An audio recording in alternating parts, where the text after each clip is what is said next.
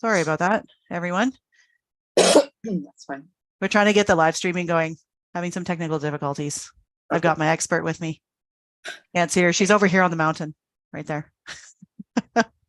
Hey, okay, we're going. Okay, sorry about that. Okay. Okay, moving on. Other correspondence that Amy included in our documents was the AgriServe BC August 2023 e-bulletin. There's no questions on that. Or the AgSafe BC Dirt on Agriculture. Investment Agriculture Foundation, Growing Today. And the BC Government News.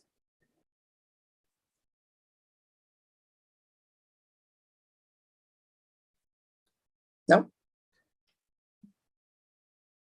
If anyone has any questions, I can answer questions, but just wanted to make sure that everyone, oh, go ahead. My only comment was I read through it and it felt like I was reading the same thing multiple times in multiple pictures. But other than that, I mean, it was some useful information. That's all I got. Yeah, the AgriService one comes out every month, and so does Investment Agriculture Foundation. When they do them monthly and then we skip a month for our meetings, then it tends to seem repetitive. So. Yeah, I find it's a lot of information to kind of wade through, and I don't know. I wonder about, well, and I think in the newsletter, try and send out links to things, and then the stuff that people are interested in, they can look at. But I get, we're trying to get all the information out there to everybody as well for them to see. Yeah. Just sometimes the longer it gets, the less people read.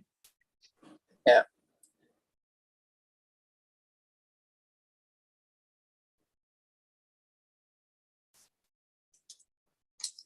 Okay.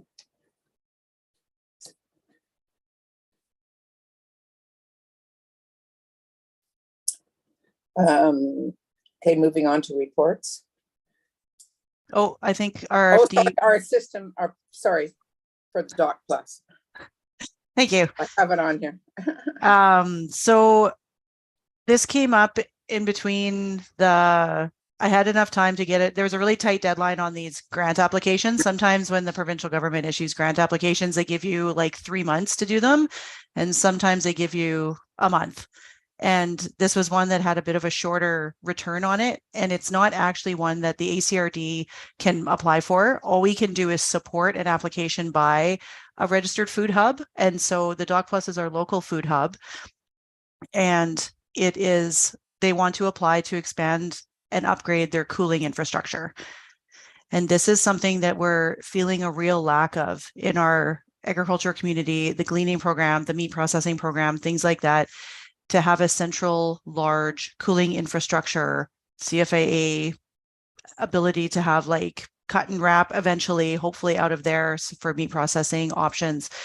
This is kind of the first step towards doing that, but first they have to apply.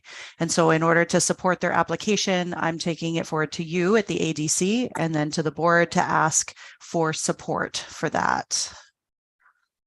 So the grant funding that they're looking at is on the Investment Agriculture Foundation. It's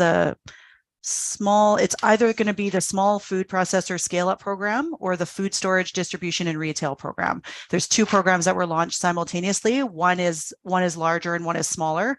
And so right now the Doc Plus grants person is looking at what one fits them better and what other funding that they have to cover the portion that's not covered by the grant. If they can stack grants and things like that, they're doing that work on their end. But from our end, something we can do is have direction to staff to write a letter of support for their application. Okay. Any questions for Amy on this? Yeah, I've got one, and thanks. Amy, do you know, like in the application does it need to have size requirements for what the expansion might look like? Nothing was specified in the application. Okay. Because I guess my only comment would be like, I'd make sure it's a decent size off the hop, because if you're gonna put something in there that's like 10 by 6 or something, I think that's gonna be too small right away. It's gonna be inadequate size for like at least, like if you're thinking like quarters of cattle or Yeah. half of pigs and stuff like that, like that would be my only comment, to keep that in mind during the application. More like a 20 by 20. Oh, I would say at least. Yeah. Yeah. I know part of the issue that they've had in the past is their electrical infrastructure is outdated. And so they're looking at upgrading their electrical. And so that might put a restriction on the actual size of the cooling infrastructure that can go in the end. But they are pretty good at looking down the line and seeing at what happened, because we've done the meat processing course one time and we're looking at doing it again here in the spring. It really helps to have that like under their belt. So they've been through it once. And they kind of have an idea of like the size of the animals. We're not going in totally blind. So that's good. But I'm definitely writing down your comment. I'm going to take it forward to Marissa. Okay, thanks. When we had a meeting last week, Tanya, and I also mentioned like you need the fresh animals and the chilled animals, and you need the wild animals separate, all those things. And I think they're just still working on how they're going to configure things. There is one blast freezer room in there that's quite large, that's not operational. So now they're talking about using that as the cooling that would be attached to the kitchen. So actually putting in a door and busting into the other part of the facility. So if you've been down there, I'm not sure if you know what I mean by that, but I think they're just looking at options to make sure that they have that access and space. I'll have an update on that too. Speaking of that, when it comes down for their Doc Plus updates, she sent me an update on that. So what we'd be looking for from the ADC, if you are in support of the cooling infrastructure grant application the Doc Plus is planning on doing, is a motion to direct staff to write a letter of support and forward that onto the board. I can put the motion forward for support for the infrastructure grant. I will Thanks, Lisa. second the motion. Thank you, guys. Is there any other discussion on this? My only discussion at the same point as Tanya, we need to have enough room, and that was identified in the meat processing course, to do quarters of beef, sides of pigs, et cetera, et cetera. So do it right the first time, make it large enough. Thank you. Okay, so I'll call the question. All those in favor? Opposed? Aye. Carried. Thank you, guys. So we'll move on to reports now. Amy, you're up. Awesome. Thank you very much. So first of all, I got a notification this morning on my email that today is BC Ag Day. So happy BC Ag Day, everybody. What a fortuitous thing that we're meeting on BC Ag Day today. So that's great. I did want to let you know about the IAF grants that are open right now. The information that was sent out in the correspondence had the ones that were open, but I believe the BC Climate Agri Solutions Fund Beneficial Management Practices Program opened since then. So if you want to go and check it out for yourself, you can, or forward it onto your membership. If they just want to plug into Google Investment Agriculture Foundation and check the current funds that are open, it has a list there. And then when you click on it, it delves deeper into the fund with the eligibility requirements and things like that. So there's quite a few that are open right now. So I just wanted to bring that to everyone's attention, that there's a few to check out if you're interested. There are going to be Coastal Agricultural Roundtable and Council for Agricultural Water Supply meetings coming up in November. So similar to some of the changes that happened with bringing the ADC into the procedures bylaw and things like that, when we looked into the terms of reference, it turned out that the terms of reference for both of those working groups needed to be updated.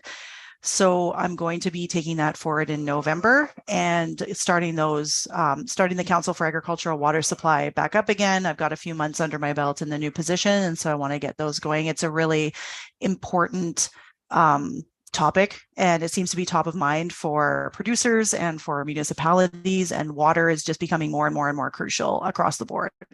So part of the terms of reference update for the Council for Agriculture Water Supply will be that the board had voted to make it a permanent working group of the ACRD, and the terms of reference kind of limit it to kind of the Alberni Valley sort of Beaufort area because it was part of a project that was done. And so part of the terms of reference update for that will be expanding it to the whole of the ACRD. Because one of the areas actually that had, Erica can attest to this, but one of the areas that had water problems this year and water shortages was the West Coast. And so it's top of mind for the whole of the ACRD, and I want to make sure that they're included as well. And then Coastal Agriculture Roundtable, we're just discussing the date for it, but it will be in November. We're working with North Island College to hold the meat processing course again. The purpose of working with them and working with the provincial grant to subsidize the students is to just increase these skills across the board in the general population. They're very specific skills. If you don't do this course, pretty much the only place to get it is in Kamloops. And not many people are going to travel to Kamloops to get that particular course. But if it's offered and if it's subsidized through workforce response grant, then we're hoping we can just bolster the number of people in the workplace that have these skills. They're in super high demand everywhere from grocery stores to butchers to anywhere that's processing meat and cutting meat. They're very highly in demand. There's lots of jobs listed. And quite frankly, the number of people that try the course, I don't think 100% of them will find that they really enjoy the slaughter and cleaning of animals. And so we might have to run a few courses to increase the number of people that would take it on as kind of a full-time, permanent, I want to continue with this sort of job, because it's not always everybody's cup of tea, even though they're willing to give it a try. Sometimes it can get a little, it's just not what they want to do long-term. So we're going to be running this again with North Island College. If all goes well, if the grant is approved, we'll be running with North Island College starting in February. It'll be a 6-week run for another 8 students. And this is the meat processing fundamentals level 1.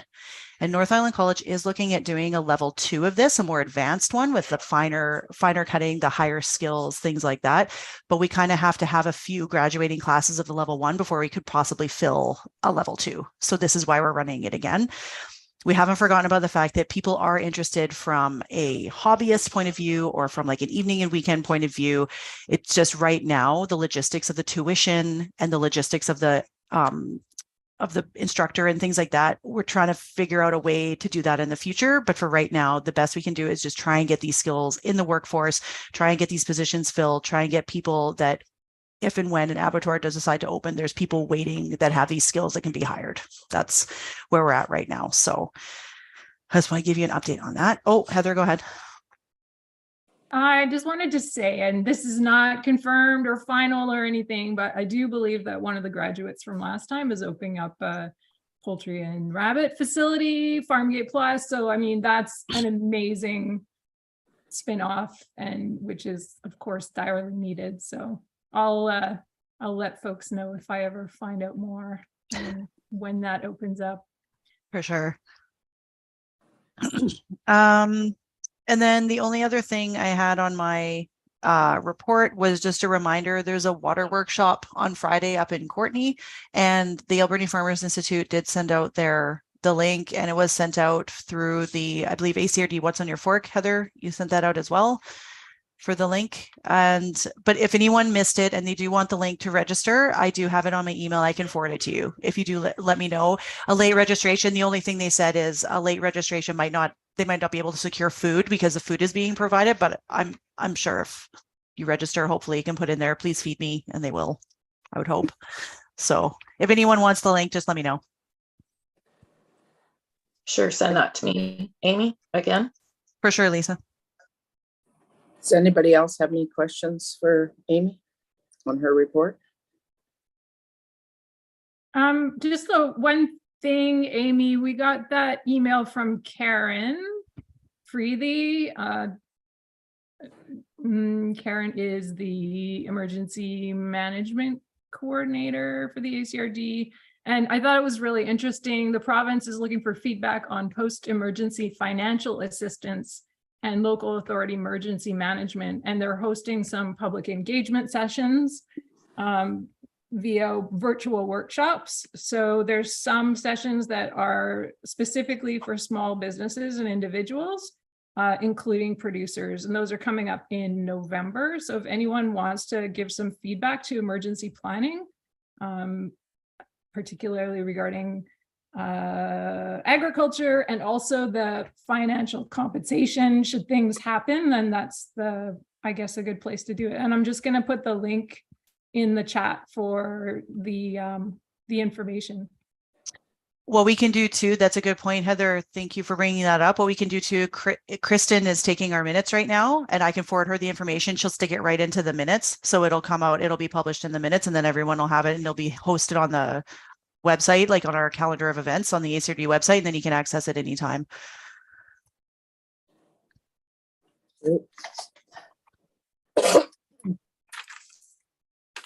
I don't think we have anybody from the city here today. No. School District 70. We do have Helen, you're here. Yes. Hi, sorry I was late, everyone.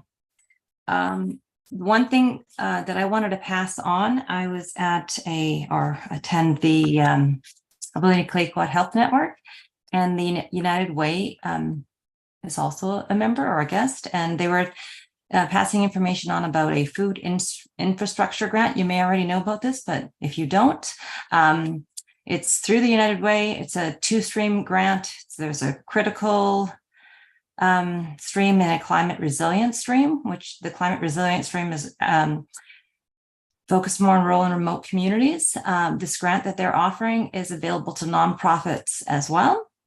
It's up to $20,000, and it is infrastructure. So I thought maybe the Doc Plus, or I don't know if anyone else needs infrastructure like equipment and building and those sorts of things.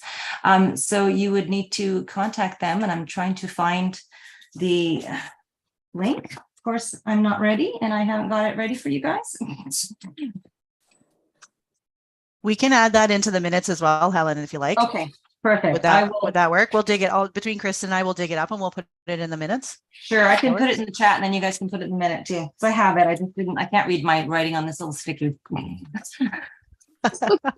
But that's through the United Way though, and that's until November, if I remember correctly. Yeah, so I'll put that in the chat. That's all I can really think of right now. The other thing, I guess, is I mentioned that Tessa, and I always forget her last name. I apologize, from farm. Oh my gosh, I'm sleepy this morning. Farm to School. Thank you. She made a presentation to the school board, and it's still on our scope. We're looking at that, and hopefully we'll address her questions soon. Yeah, thank you. Great. Any questions for Helen?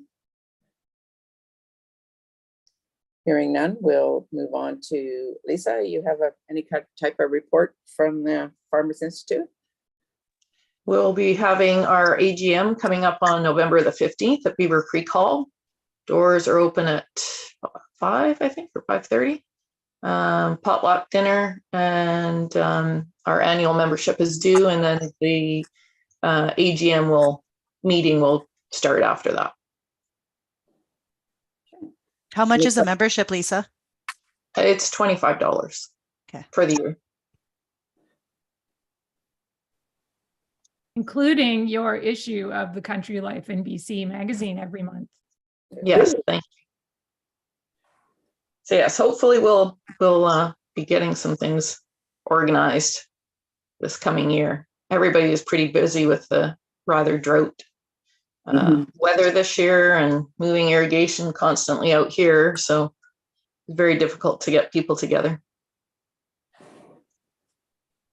Hopefully that'll change. Thanks. Okay, I guess I'm up with the fall fair report.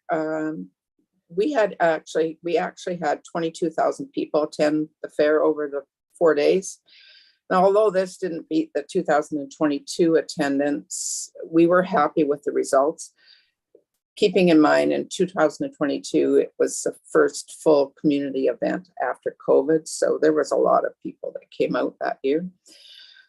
We recognize we need to reevaluate the layout for our outside vendors to leave a clear path for the agriculture education building. That was a huge issue this year. Although we couldn't host Old McDonald's Farm and the horse show this past fair as we didn't have coordinators, we have since had people step up to offer to oversee both areas next year. Our livestock entries were way down. After speaking to the past exhibitors, they mentioned they made the decision early in August due to the road conditions. They just didn't want to travel and be stopped while hauling animals. We're working with the ACRD to sign a new agreement with fairgrounds to be utilized for emergency facility for livestock. And we hope to have this in place soon. Any questions?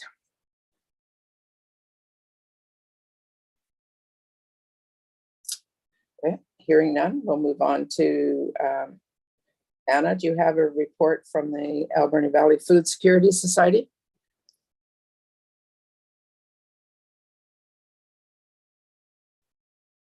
Yes, just because November is like AGM month. I think there's 6 or 7 AGMs within a week. So ours for the Food Security Society will be on Wednesday, November the 8th at the Echo Field House, kind of that 6 to 8 o'clock time frame, with squash soup and some other stuff being provided. Squash soups and sausages from the North Island College meat processing program. What else? I haven't done a whole lot because I've been traveling. I've just been doing an absolute minimal amount of work. Yay, it's fun and I love it. Yeah. So, but nope, things are putzing along. I know we started organizing the City Saturday event. We've got ideas for guest speakers and so that's kind of will be our focus. After the AGM, and got 2 different grant applications in, and yeah, and then there an opportunity through that the Farm to School BC. Tessa reached out to me and asked if we would be a host organization. They look for nonprofits that are dealing with food security to host volunteer students, a student being aged from 15 to 35 that are interested in food security. The program runs from November to March, which is kind of a crappy time of year to be doing food security stuff, but there's a lot of untended school gardens in the valley. There's all kinds of things I'm like, ooh, but I could do something fun in like February, having them seed stuff that I can stick in my greenhouses that we could use for fundraising projects. And yeah, I got all kinds of ideas. So we'll see what happens there. And that's kind of it. Tanya, you got a question for me? I do. Can you put maple syrup stuff in your food security? Because that's in season for that. Would you like to give a presentation maybe at our CDC? Maybe. I don't know. That wasn't thinking, oh, you could do syrup. We'll talk when I'm back. Okay. Yeah, awesome. Heather. Yeah, I know it seems kind of dry, but it is actually really important for people working in the food system to get the skills of like organization and listening and hearing feedback and sharing information and all that. So like even all these AGMs coming up, actually it'd be great to have youth participating in some of those discussions too. So another idea. Get them writing your grant applications. Good life skill. I have a feeling that Port Alberni might not have any voluntary, volunteers that are up there. I think it's more of the larger centers, but it doesn't matter. Like, and I'm happy to be a host organizer. Well, I need to run this by my board too, but I'm pretty sure given like with summer students and stuff, like it's all good. It's good learning.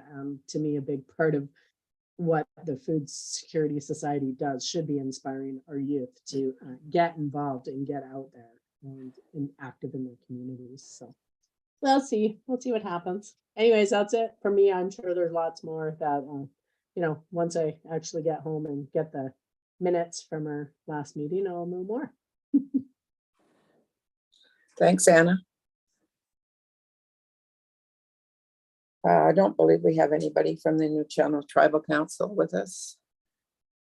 Oh, I think you skipped over Eat West Coast. Eric is Oh, here. sorry, I actually had a question. I was going to ask Erica if she fixed her microphone so she could make I think I did. Can you hear me? Yes. I think I did. Okay. I can go next if you like, Anne. Yeah, please.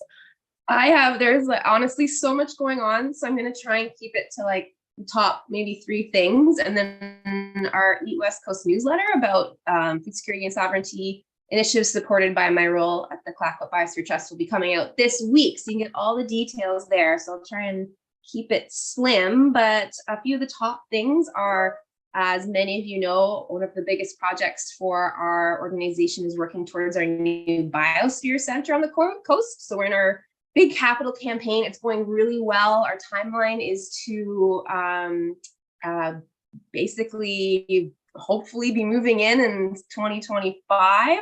And the reason it's important to this group here is, it's not about building an office, it's about building a community space. So it means there will be office space and meeting space and assets to support anyone who's on the coast working with the CBT or working on behalf of the ACRD. So there'll be more consultation opportunities coming up this year, which everyone is welcome to get involved with, and our big community kitchen, which is going to be brand new for the coast, and we're really excited to see how we can continue conversations, collaborating with the Doc Plus, and being a bit of a satellite on the coast with similar goals. So that's all, really exciting, going really well. Amy also mentioned our Coastal Agricultural Roundtable, which is on November 15th. There's been a few conflicts, so I'll follow up with Amy and Heather to see. It might be the 15th, or if we moved it to the 22nd, there's some more opportunities as well. And that's just a really great opportunity for people who are involved, primarily food production and access, to get together.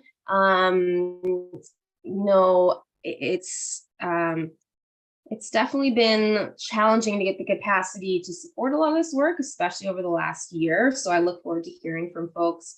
And another interesting connection with this roundtable is we have a brand new network, a regional network here on the coast focused on environmental stewardship and conservation. The organizations and individuals who are involved with that. And I attended the first gathering recently, and food security and food sovereignty was a really big issue that came up in connection with climate change and the work that these organizations are doing. So I'm really looking forward to inviting more of them into the food conversation and seeing how we can make better supports. To be honest, a lot of the organizations working in this particular space are really struggling just to kind of fund and resource their basic operations. So if there's anything we can do to help connect the food aspect of climate change and environmental stewardship, that would be really huge, and that's really integral to our biosphere goals. And then I also just wanted to mention we're launching our new vital signs in the next little bit. If you're not familiar, this is a report that the Clayoquot Biosphere has done every couple of years, looking at indicators of our regional environmental and community health. I know that Alberni Valley did one, the Community Foundation, I think it was 2018, I don't think they've done one since then. So if you're not familiar, that's a great place to get oriented. Our launch has been pushed back a little bit, so it will be starting on November 10th. And we're going to have a launch party. We're going to be bringing some hard copies down to Alberni Valley for everyone. There's a lot of pieces around food that fit under health and the environment. We have some new expanded sections on climate change and infrastructure and sustainability. So as you mentioned, like issues around water is going to be in there, and waste diversion is going to be in there for the first time. So that's related to food production for sure. And then, yeah, there's lots of other things, but I'll leave it as that for now. And then I just wanted to follow up with Helen, you mentioned the United Way food hubs. So we actually have a bunch of meetings over the next 2 weeks with United Way, and what that might mean for at least the coastal region, because I don't think it's been necessarily clear about who can access the funds and what their vision is when there's so many people working in the space. So I'd be happy to connect with you again after some of those conversations with the United Way. And yeah, I'll leave it at that for now, unless there's any questions. I have one. Just to comment that the Port Alberni does have a vital stats. Can you see it? Oh, you can't see it. What year was that one? They just published it because I just picked Oh, it up. that's the new one. Oh, Yeah, so 2023. I haven't read it, but awesome. it, I was so sure it's out now, so I didn't want to just throw it out there and then be like, oh no, they delayed, because we've had to delay ours. So oh, great. Yeah. Amazing. The I Port don't- Alberni does it every 2 years. Yeah. It was delayed a bit because we had a different contractor do it from Victoria. So Oh, good. Okay, I didn't know what the status was, so I didn't want to like throw it. Oh, I think it's ready. But that's amazing. So the coastal one will be out next month as well. awesome. Oh, the And other then- great. I just sorry, just one more thing about that that's going to be neat is that we're actually going to be launching a new online hub for all our indicator data. So we're actually going to have an online portal that anyone can actually access all the data that goes into our vital signs reports and programs and indicators. So that's pretty exciting. Mhm. Eric, I was just wondering what the name of the organization was. Sorry, pardon, Heather? I was just wondering what the name of the new organization was on the coast there. The new, it's just, it's not a new organization. We're piloting a new network of organizations and researchers that are in basically environmental stewardship, restoration, and conservation. Okay, so it's a CBT network. Yeah, I mean, yes, we're like kind of the secretariat facilitators. Yeah, so I can send you more information. Sure. Can you send it to me as well? For sure. Yeah. So the person who's running that at the CBT is Janessa. She runs our like biodiversity and protected lands program, and she's going to be putting together a summary of the gathering and sending it out. So I'll share that with you. Thanks. Yeah, for sure, Amy. I want to connect you, and absolutely. After hearing conversations, it would be great. Thanks, Erica. Okay, now I'll move on to New Channel Tribal Council, which I don't think there's anybody here today to report unless somebody has a report from them. I could actually share one thing, Anne, and I can't Okay. speak for NTC, but I do know that well, starting back to connect it to the ACRD as part of the systems change project, we had $20,000 from the Vancouver Foundation to support Nuu-chah-nulth food sovereignty initiatives. And that is determined, how that money is spent is determined by the NTC executive committee with feedback and suggestions from the NTC's Food and Nutrition Sovereignty Network. So what they've decided for next year is to put the $20,000 towards Nuu-chah-nulth traditional foods gathering. And so that has been moving along. It's determined that it's going to be held in Port Alberni, March 21st and 22nd is the date so far. And they've just put out a call for proposals for a coordinator for that event. So if there's anyone that's interested in working with the NTC and they're kind of the steering committee for that, then that's they're looking for someone to help get the gathering underway and do all the logistics and that. So I have a copy of the posting. If anyone wants to see it, they can contact me. And it went out in our newsletter as well. Great, thanks, Heather. Doc Plus, was there anything else you wanted to add, Amy? That Yeah, I have a report here for Doc Plus from Cecilia over at the Port Authority.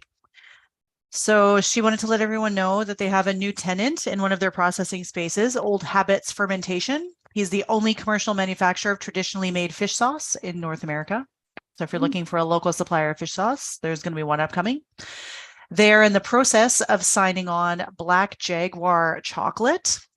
a chocolatier who is going to be leasing the last available space at the Dock Plus at the moment. Sutra Wholesale Foods has started operating out of the kitchen, and as their business expands, so does their operational needs for cold storage and freezers. So that's something that we just keep hearing, that common thread of like cold storage, freezers, things like that, that they're really focusing a lot of resources on to try and expand that. The blast freezer is now operational, and she is working with CFIA and VHA to find ways to use this freezer for the kitchen members specifically. This will be a huge benefit to our members and for future opportunities such as the meat processing class. So I plan to contact her now that I'm back in the office to see if I can't get a tour of it and see what the size of the space is like and the opportunities that might arise from it. I just want to have it in my mind kind of as a physical space for like the meat processing course or gleaning or whatever. So that's on my radar. They are working on an application for funding to replace the aging electrical infrastructure that I had mentioned previously. In its current state, it limits their ability to add more processing or cold storage space, and they're continuing to look for other funding opportunities as well, which is why I'm super pleased that the ADC and hopefully the board tomorrow will give direction for me to write the letter of support for their application, because that would be really great if they could get a big jag of funding to update that electrical to try and get the cold storage upgraded to the size that we actually need. The ice house operation this season was a success, and they sold over 600 tons of ice to the commercial, recreational, and First Nations fisheries, as well as to processors at the Dock Plus.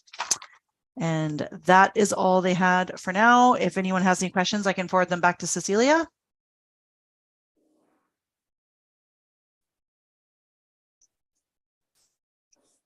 No? No? Okay. Marine stakeholders, did you have something from them or no? I report? didn't. No, I never heard anything from Victoria at Effingham Oysters at this time. Okay. And the primary agriculture producers? That would be Heather, Tanya, and Lisa, and Anna, probably. Any updates?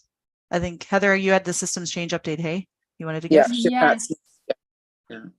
Yeah, I wanted to share a couple of things from the systems change project. And I do have some questions for people. So try not to take too much time, but feel free to also message me after. So one of the things we do is we have a network call with people from around the province who are also working, most of them from regional level to support food and agriculture. So we had a call last week. And there were 3 topics. I just kind of wanted to touch base with everyone here about them as well and get some feedback from you. So the first one is that this is the final year, we're going to be putting together kind of a database of resources that will help support local agriculture, kind of regionally focused. So that's going to go up on the ACRD webpage. And we've just been talking a lot with other organizations about what information is important to include and what are the challenges of all of this, which are many, and in part like keeping it up to date and also determining like what information to include, because there's so much out there and it's like wading through, loads of laundry when you only need the one bright shirt. So that's what we're working on. One of the things that came up last week was it was fairly clear that people were, I think, focused. They thought it could focus more on information for the organizations that are supporting agriculture. So what do organizations need to know locally in order to help? So that's things like even like grants or advocacy or policy suggestions, but also those local links to the supports that are available. And I just wanted to touch base and see if anyone had any thoughts about what they would like to see on the ACRD webpage to support like food and agriculture in the region is basically the question. And then the plan is for all that information to be collated, and then we'll get it up on the website next spring.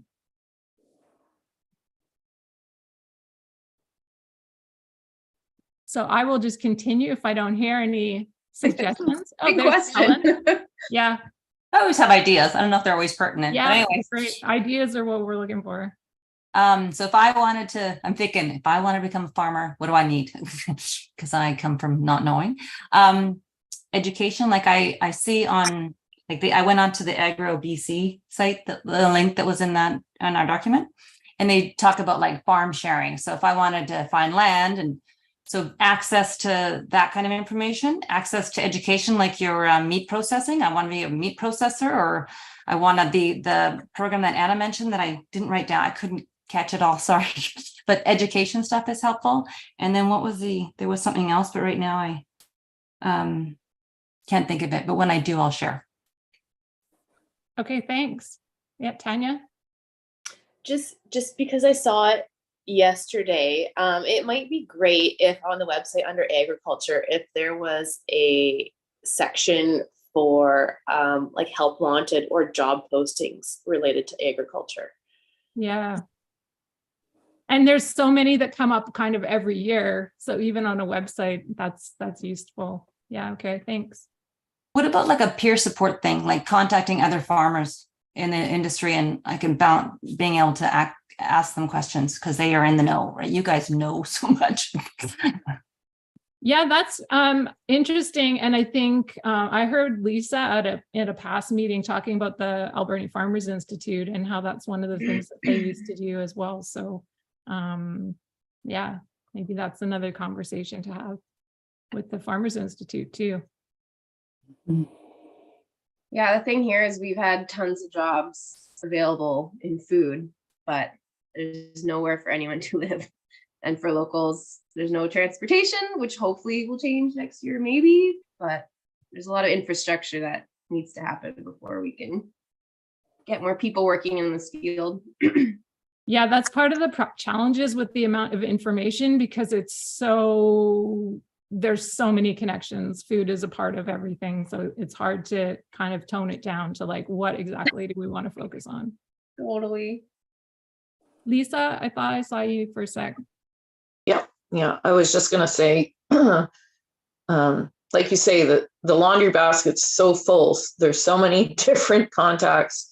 The Farm Advantage program, we just had Melanie Dyson out yesterday. We did a site look at doing some fencing and possible creek crossings and stuff like that. There could be possible funding for that, but that is for bona fide farmers. There are some restrictions to some of that kind of thing. I do know another producer has recently had Dave Clough and the ministry out cleaning out creeks and doing a bunch of work just recently. And it's kind of like a lot of people say, all of a sudden the funding's there, we got to do it now type thing. So sometimes that gets kind of lost, but at least we're hearing there's some work that is getting done. So those kind of connections, environmental farm plan, those kind of things. Yeah, I wonder what Dave would feel about having his name on there too, because he's such a great resource locally, but I'm sure also swamped. Yes. Yeah, that's a great point.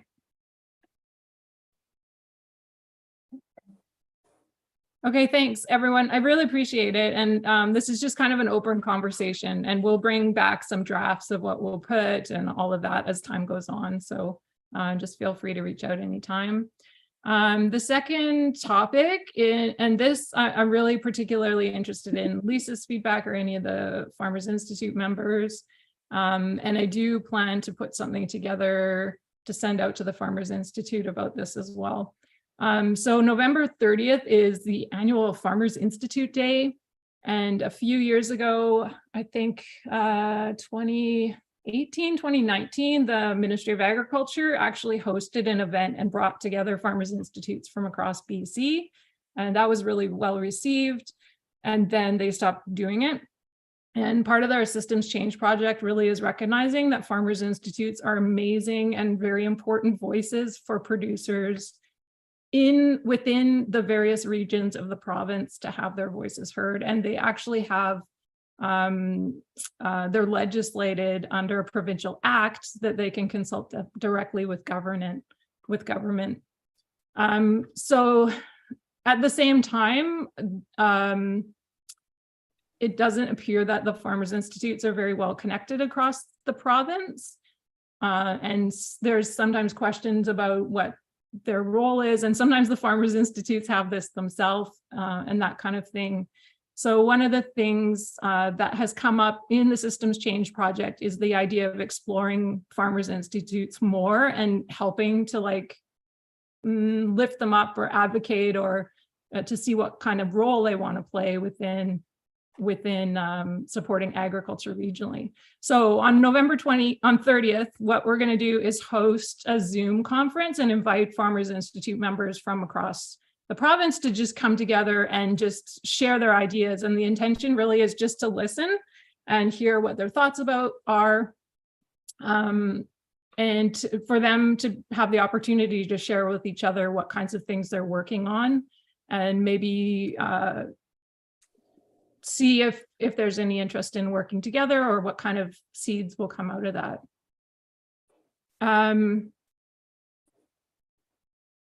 So basically, I'm just looking for input about that. One of the specific questions I have, and this is more specifically for Lisa, while you're here, while I've got you, but I had thought just having it strictly for Farmers Institute members and representatives.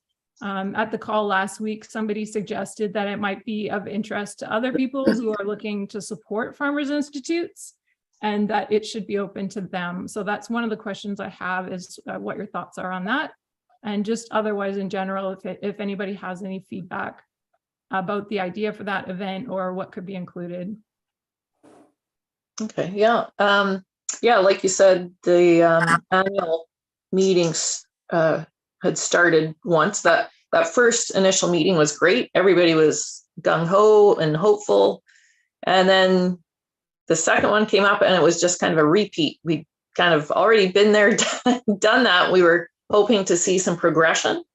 And I think that's kind of what's really dampened a lot of Farmers Institute. It's just, you get tired of beating your head against a wall sometimes, and people get disillusioned and that. Yeah, bringing in other folks that are interested in agriculture and supporting local sustainable for our community's food, I think is something that our own Farmers Institute has actually been looking into as well. You know, the Shannons just had their big dinner meal that brought a bunch of the community together, different factions, the real estate community, some other people that were wanting to support. And I think when people understand what's really happening with agriculture, they would be more supportive. Okay, especially, great. Yeah, especially with all the legislation and that makes it harder and harder for folks, be it big or small. The regulations, restrictions are quite a deterrent for a lot of people. Okay, so, and just to follow up on that idea of like, okay, I do not want to do a repeat, especially if people don't like tired of repeats. So what would be seen as progression? Well, just like what we're talking about, we are getting things as far as our food hub is concerned. I mean, it's still not there as far as meat production and supports having coolers and that kind of thing. So, showing some of the things that have been successful in different parts of the province would be helpful. There's new startup abattoirs in the interior and stuff that, I'm seeing online that people are starting and stuff like that, to see, how those people have been successful, what support systems they've had in order to get to where they are. Okay, thanks. And then how like Farmers Institutes have helped or been involved in that, I guess, would be really good to show. Yeah. And then Okay, thanks. I really appreciate that, Lisa. And then the other thing I just want to point out where I think this is relevant is that the Ministry of Agriculture actually has a superintendent of farmers institutes because it's legislated under provincial act. So then there's a provincial staff person that's kind of assigned the role of superintendent. And that person is changed. It's Angela Boss now, who you folks have met, I think, through these meetings, and she's been really involved in the project. So, and she's been quite keen on kind of looking at the Farmers Institute question as well, and like maybe changing some things up to play a more supportive role.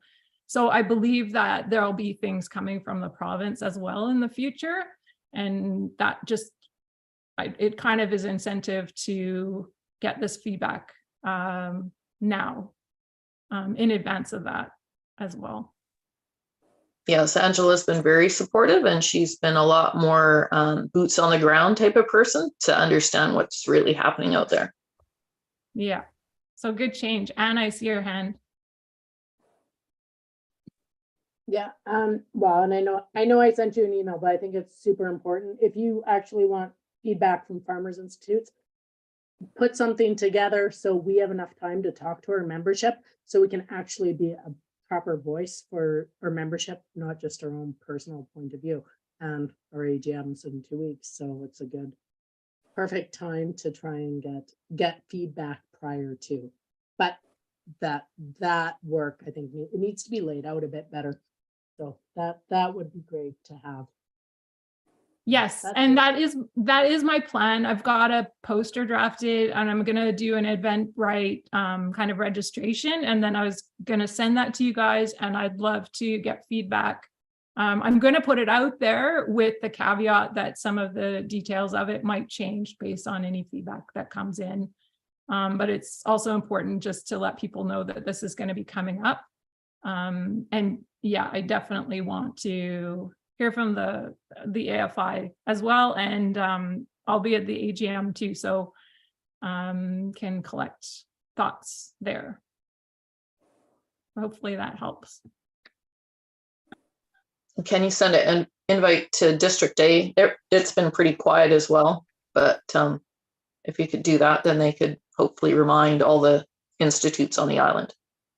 Yes, and I am not well, yeah, I will. And District A is actually one of the core 8 groups that's involved in the systems change project. So they come to our kind of smaller meetings, and they're also obviously invited to the kind of province-wide meetings, but they haven't really been showing up. So that's been challenging, because I really do want to hear from District A. So I know they've gotten the information basically, but I haven't heard back. Okay, I'll touch base with Ben. Yeah, great. Okay, and there's one more last thing, unless anyone else has comments. All right, stealing airtime. Okay, so extension and research support was the focus of last year's project, and we had a big meeting in January in Abbotsford, getting people together, including academic institutions, to see how they can better support research and knowledge sharing with producers. So I just wanted to touch base. There are a couple things that are coming out of that, which are really good. Not solely out of that, but like part of that influx of energy that we've been involved in as well. There's one, ACARN, BC ACARN is an organization kind of province-wide supporting extension and climate adaptation research for producers.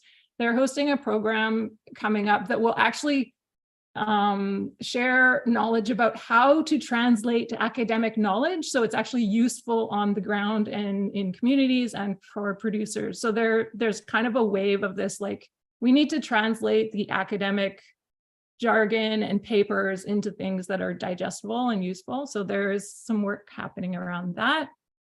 The Ministry of Agriculture and Food, and it's too bad Tom, the regional agrologist, isn't here to speak to this himself, but they did start their regional extension program without a lot of fanfare and knowledge sharing. But there is a website about that now. It's basically, they've on Vancouver Island, there's one working group who made up of farmers engaging directly with the regional agrologists to kind of highlight priorities, and then they'll be actioning some projects starting next year, research and extension projects. So it's really similar to the Climate Adaptation Initiative program that happened in the funding cycle before. But this one is a bit different because they're more directly involved with the ministry. And I think that's a bit of a shift, that the ministry is trying to talk directly to the producers more. And producers are getting an honorarium to show up, which is something we push for really hard. Unfortunately, there's still not academic involvement in those tables, which is still a lack. But on that note, another thing that came out is Jenny Horn is with Vancouver Island University, and I think it's called the Continuing Education Association of BC.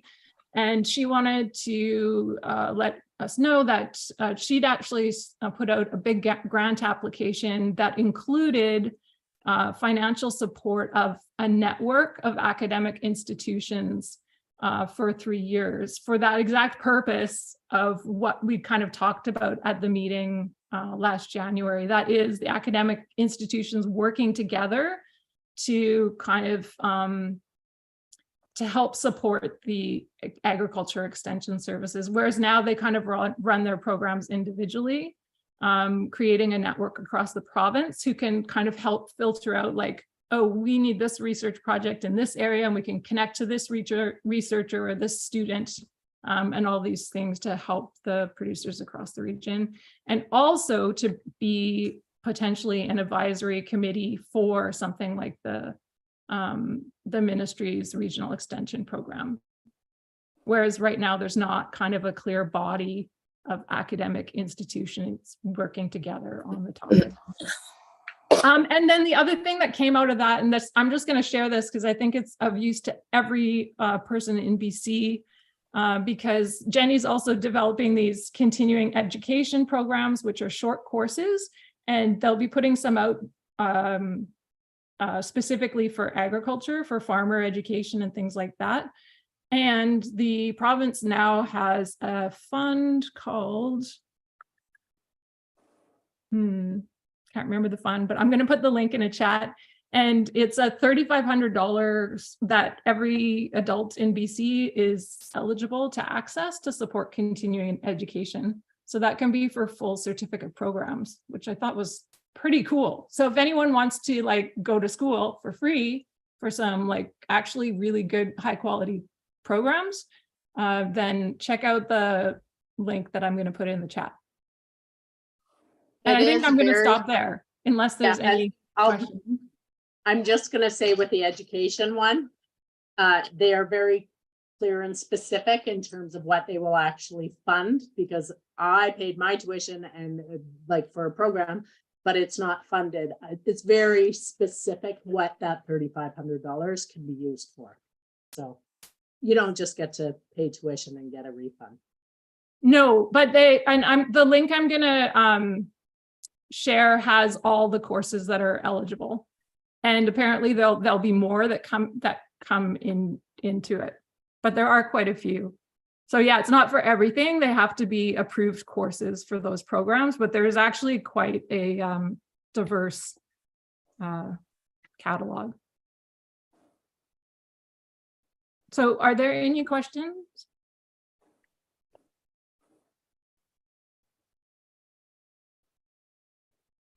Thank you for the airtime. That is my systems change project update. Thanks, Heather. Well, we've come to the end of our report, so I'd like someone to make a motion that the ADC committee accept these reports for information purposes. I'm just going to jump in with one thing, sorry, Anne, from Okay, that's fine. From the farm. On the agritourism end, the province just introduced new legislation this past week regarding short-term rentals that they are planning on implementing by the end of November, I believe.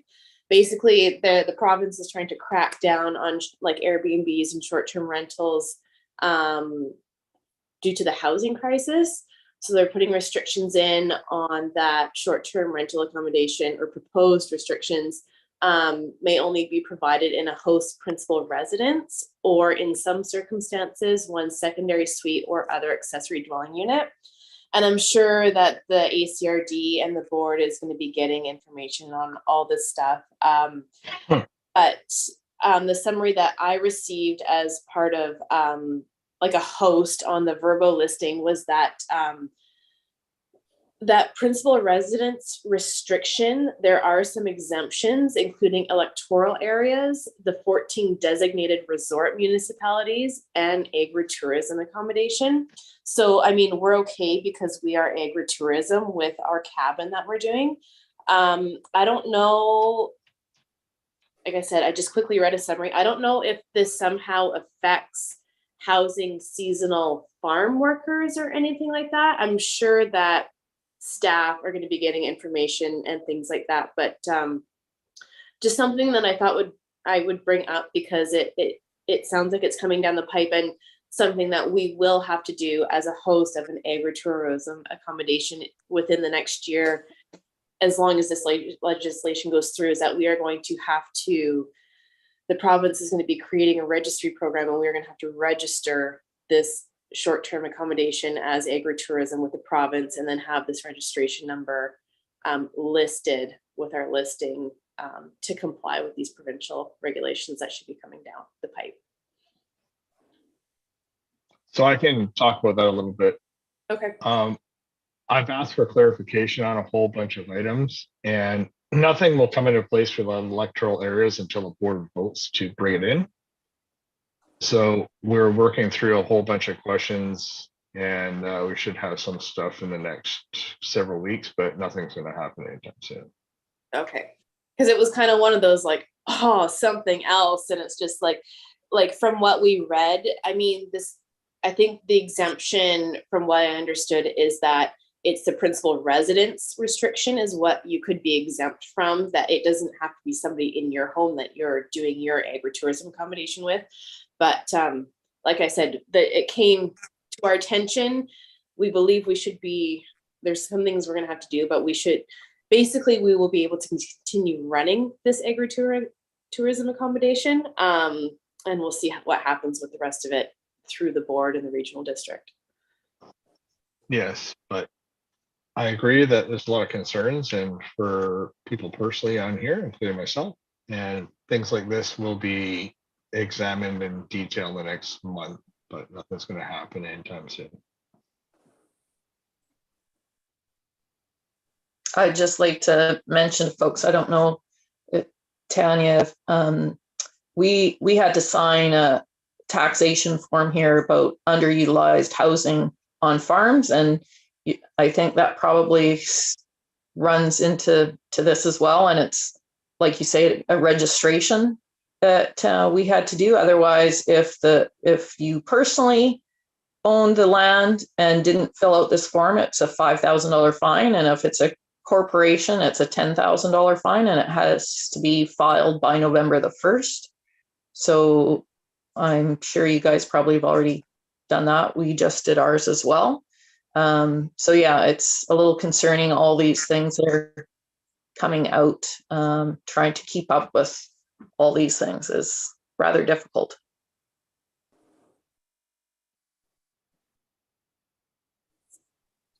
I agree. It's a problem in the big cities. Is it a problem in the small cities? That's up for debate and argument.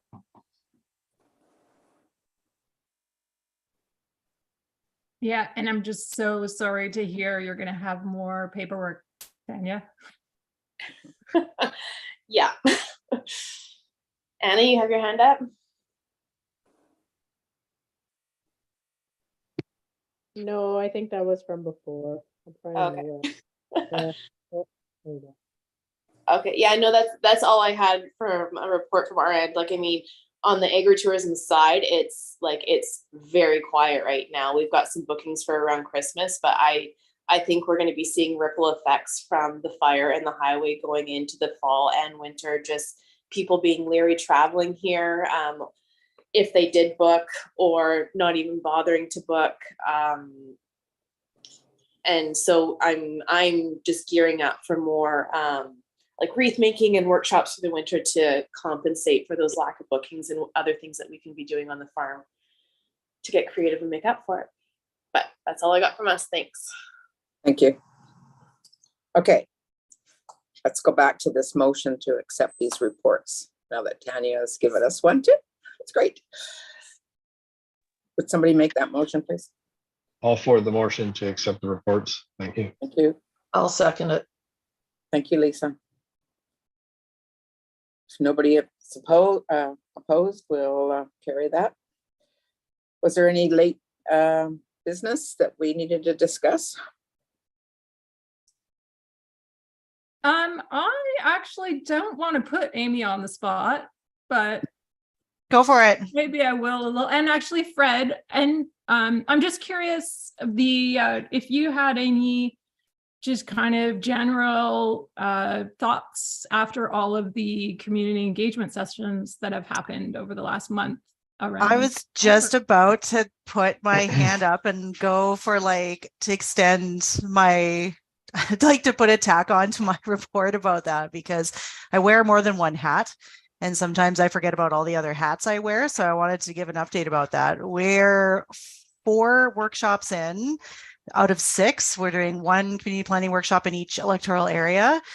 And it's been really great. Honestly, we've had a crazy turnout and we were over 70 people in Cherry Creek. We're over 16 Beaver Creek. And last night at Sprout Lake, over 80 people came out. So it's just been incredible, awesome uptake.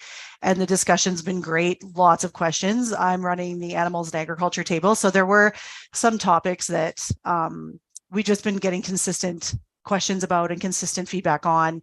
And there's been consistent posts on social media and all sorts of stuff like that. So those topics are the ones that were narrowed down for the facilitated tables, because in the open houses, we have a portion that's the open house. You can write on boards and you can come and talk to staff and ask questions. And then we do move into facilitated tables.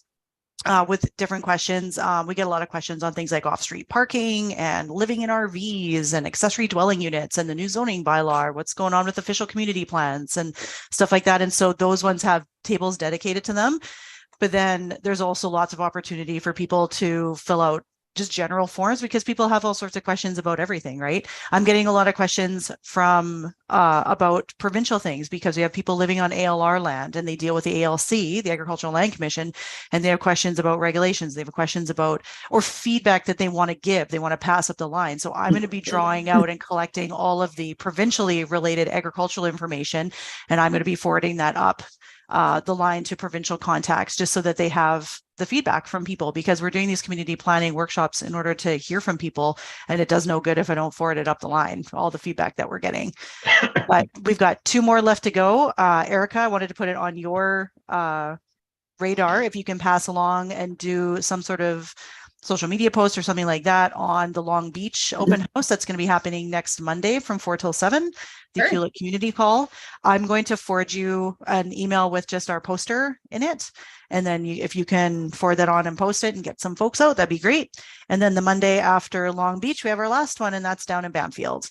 But at each one of them, we've been talking about animals and agriculture as one of the main things. And it's really interesting to see the difference in the electoral areas, but also the similarities too, because people are people and sometimes they have differing opinions on things and sometimes it's very much the same.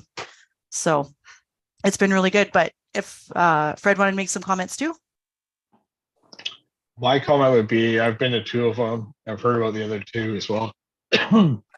What people are saying in Sprout Lake, it's lots of talk about docks. That's not reflected in Beaufort or Beaver Creek or Cherry Creek very much at all. So the opinions on businesses and areas in, what do you want to say, places less than 5 acres is an ongoing discussion, but very lively. And I think it's pointing to there might need to be different zoning bylaws in each area because each area is showing to be quite different. And there's a large push for that. But yeah, lively discussions. In Beaufort, we had 5 people show up. We had a couple from other areas. We had a good chat at one table. We had twice as many staff as we had people, but that is indicative that we're having the town halls and people are enjoying that format of communication rather than the cafe style. But we are getting feedback, and that's a good thing. So let's keep it going. Great. Thanks Just for one, oh, sorry. Yeah, go for it. Sorry, I had one other hat that I wanted to comment on. I also have climate action as my portfolio, and I just got back from a conference last week that was held across the province, and they're doing something quite interesting at the provincial level on climate action that I just wanted to bring to everyone's attention in kind of food and agriculture and food security. They have a climate action secretariat that is really driving cross-ministerial communication and cross-ministry cooperation. And it's something that really seems to be working for getting the ministries to be talking to each other and working together, and then providing unified messaging that comes down to local governments. And it's been really cool to see, because what it seems to have made them do is decide at the provincial level what their priorities are. So they have the Clean BC roadmap to 2030 that they follow, and they have this group, the Climate Action Secretariat, that's driving that. And they've created out of that things like peer networks to get local government and provincial representatives and public sector organization representatives in climate action together as peer networks to collaborate, to do grant opportunities together, to do regional studies instead of everybody doing the same thing over and over again, repeating it 1,000 times, everyone reinventing everything all the time and spending all this time reinventing it over and over again. They're trying to break down those walls and make it more regional and make it more collaborative, because climate action is one of these things that does cross so many ministries and it crosses so many areas simultaneously. Like in my climate action role, I'm talking with every other department at the ACRD. I'm meeting with them. We're doing a corporate climate action plan that's going to lead into a community climate action plan. And the province has decided, it seems that the top carbon emitters are transportation and buildings. And so that's really helping them to focus where their efforts are with regards to carbon reduction and GHG emission reduction and things like that. But why I wanted to bring it up is because food is also something that touches a lot of different areas and departments and people and representatives simultaneously.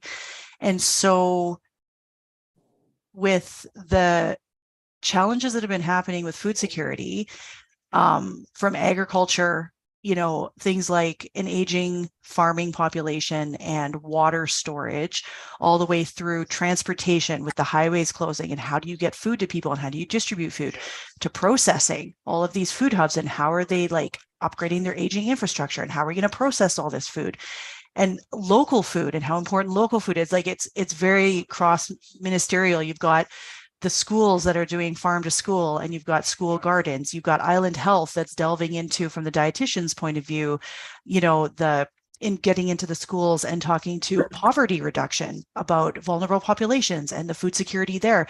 So it seems like to me that there's a lot of parallels between food and climate action with regards to the fact that it's a huge topic. Nothing but good can come from the ministries talking to each other and coming up with a more unified approach and getting people together from a peer perspective. So I just wanted to put that on everyone's radar, that it's a good parallel to make. I'm going to be giving some feedback. There's going to be what did you think of our climate conference kind of thing coming out? And I'm going to be putting it on there that food and then also water are two huge, broad-reaching topics that are only going to become more important as time goes on. And what they're doing in climate action seems to be working to get the province saying one thing to people instead of getting scattered, very scattered and sketchy, things coming down with different ministries saying different things. And so I just had it in my mind that maybe it could work for food and maybe it could work for water as well, if it seems to be working in climate action. So that's just what I wanted to say. Great.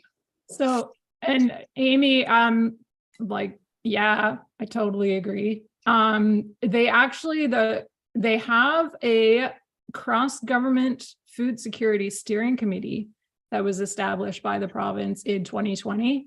And I had heard about this forming, I think even before it did, and I was kept like waiting, like, what's happening? What are you guys doing? And like, where's this going to go? I don't think has gone particularly far yet. But what they did do, and I think this was their starting focus, is that they had some Indigenous engagement. And I think they actually put a paper together, which I'll link to you. But I think they were wanting to ground that work to some degree within like Indigenous food sovereignty with like a really inclusive approach. So I think that's as far as that cross-government steering committee has gone. But hopefully there'll be more coming from that. And I really hope that you keep pushing for that kind of peer network to be part of it, because there's so much interest in that, and I think it'd be really important. So that committee is co-chaired by Ministry of Health, Ministry of Social Development and Poverty, and Ministry of Agriculture and Food. So that's it's a good thing, just I think it's in very early stages. And this is totally the trend in everything. All the big groups I work with, like Island Health, First Nations Health Authority, Canadian Biosphere Reserves of Canada, who else? They're all like, the discussion around food security is increasingly being moved into the space of BC CDC. It's increasingly moved into the bigger topic of climate change. So everyone seems to be following that. That's great to hear. Thanks, Amy. Can I just add as well?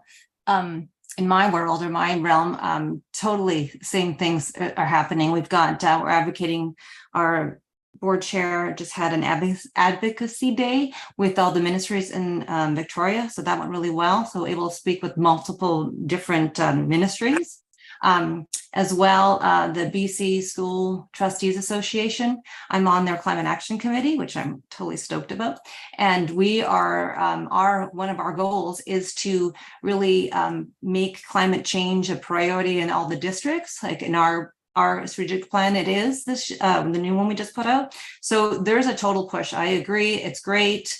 And it's so all encompassing. Like the climate action is everywhere. Every industry has to do it. So yeah, I'm excited to hear that you're getting such positive feedback as well, and it's great change.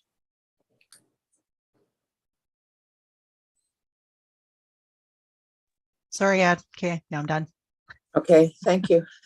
That was great. Add on. Okay, do we have any questions from the public?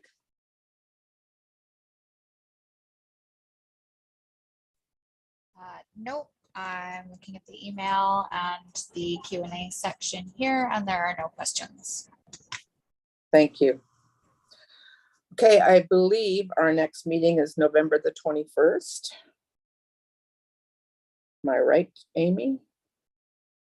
Just double checking. I believe you are correct. November 21st, 9:30 a.m. ADC meeting. Be Okay. there or be square. Yep. Can I actually add one thing?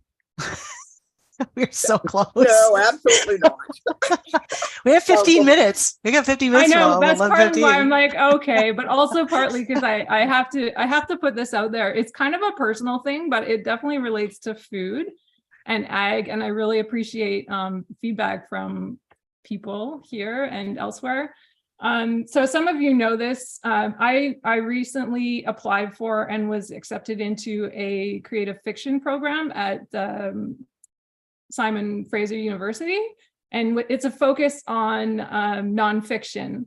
And so I'm taking this program. There's a lot of element of mentorship and kind of fleshing out ideas. And one of the things I'm looking at is potentially like writing some creative, like in book form, creative stories about the food system, and potentially grounding that in like the amazing stories here in the Valley, and like how that's kind of mimicked around the province, and like trying to bring out some ideas in people and understanding of like the complexity of the system and some of the challenges and some of the things that might be able to happen that you know, improve things and create more food secure communities and things like that. So I'm looking at exploring this. I don't want it to be, it's not like, yeah, definitely not a government thing or academic, but real like storytelling and sharing. So I have two kind of questions. I'm curious, like definitely some of you I might be approaching as this idea gets fleshed out. But also I'm kind of curious, like what do you think people would be interested in? Like what would make the public actually pick up a book or listen to a book or something like that about the food system, and like that could actually help to stimulate some learning or ideas for themselves as to what they can do. So that's my curious question that, again, you're welcome to like say anything here. If you have ideas, then just reach out to me personally too.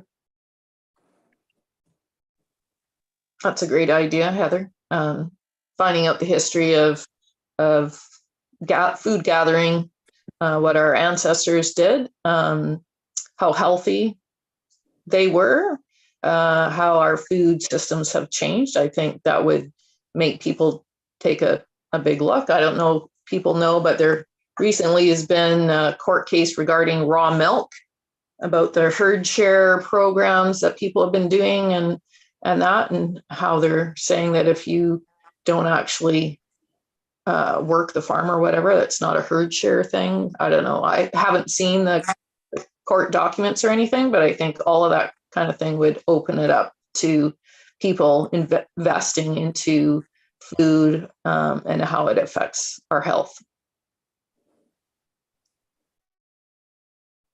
Thanks, Lisa. Yeah, and getting them interested in those like topics, which a lot of people just don't even know anything about. Great. Helen? I love the idea of writing something, so that's so fabulous, and congratulations. I was just thinking, I'm always thinking education stuff, but children's, like a children's view of what happened kind of thing, like, and market, because you're educating the young people then, right? And if you gear it towards a children's style, that might be one way to do it anyways, to get them engaged. And people buy books for their kids all the time, maybe more than they do for themselves. And I love it. I can help. I would love to help. Okay, yeah, you're in. I'll like pull together some committee meetings. No, I'm not. I don't think I'll do that. But that's a great idea. I love that. The children's perspective and how to bring that in. Yeah, thanks. And you can make it happy or sad, right? Because the whole where we're going not so good. You know what I mean? And you figure out what you want to do. That's fabulous. Yeah, thanks. Okay, that's all. Appreciate it. Great. Okay, hearing no more input, I will officially adjourn the meeting. Thank you all. It's 10:59 a.m. Yeah, thanks for coming out, everyone. It's good to see you all. Thanks, Anne. Thanks for facilitating. See you. Have a great morning. Have a good month.